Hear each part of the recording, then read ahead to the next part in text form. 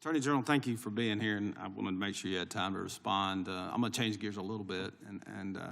In October, when you were testifying before the Senate, I know you and my friend Senator Katie Britt discussed concerns of infiltration of the illegal Chinese vapes into our country. As a father of three, obviously, I'm worried a little bit about this, and I believe that many parents in the country share our similar concerns. Can you provide an update on DOJ's work in this space over the past few months?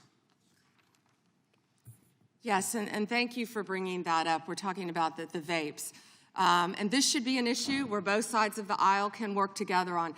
Parents need to understand, children need to understand that so many of these are being manufactured in China, sent to our country, and have the potential to be laced with lethal drugs. We've seen an overdose. We need to get on the front end of this before we have another crisis and children are dying. I've partnered with Secretary Kennedy, of course, at HHS on this matter, but thank you for bringing it up. You know, they're selling these things as flavored vapes illegally in many stores around the country.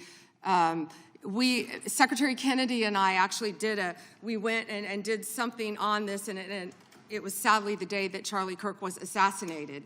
And so it didn't get a lot of attention, nor should it have after that happened. But yes, we're continuing to work on that, and thank you for bringing that up. That's happening in all of our states, and I would ask everyone here, I know Congresswoman Ross was just nodding, it's happening in every state. And not only are they laced with THC, many of these vapes, but they could be laced with fentanyl. We have had a child, I wish I could think of the state it was in, but we have already had someone overdose. And we have to get together on this, and we have to get on the front end of this. And I would love to work across the aisle on this to protect our kids. How many school kids do you see now vaping? And it's not only, I believe a vape has 20 cigarettes, but you know, that's one vape is 20 cigarettes, I believe it is, but also what they could be laced with, because so many of them, the majority of them, are manufactured in China. Sure, and if you need additional resources, please let us know as you're going through the process. And I'm going to change gears one more time on you. Under the Biden administration, there was a lot of confusion created when parts of the DOJ began treating software developers like financial institutions. Even when they did not hold or control anyone's money, they were simply building the technology. That uncertainty made it harder for Americans to build, innovate here at home.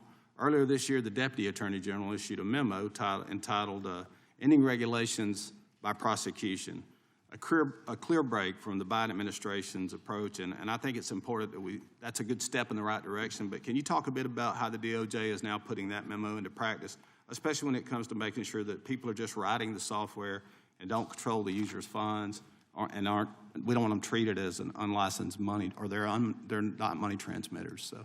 Yes, and we're doing everything we can to protect the American people on that, and I would refer everyone to Deputy Attorney General Blanche's memo, and we're working as hard as we can on that topic. Because we want to lead the way in the space on that, so we'd appreciate the help. And with that, Mr. Chairman, I'll yield back 10 seconds. Support journalism you trust. Support PBS News.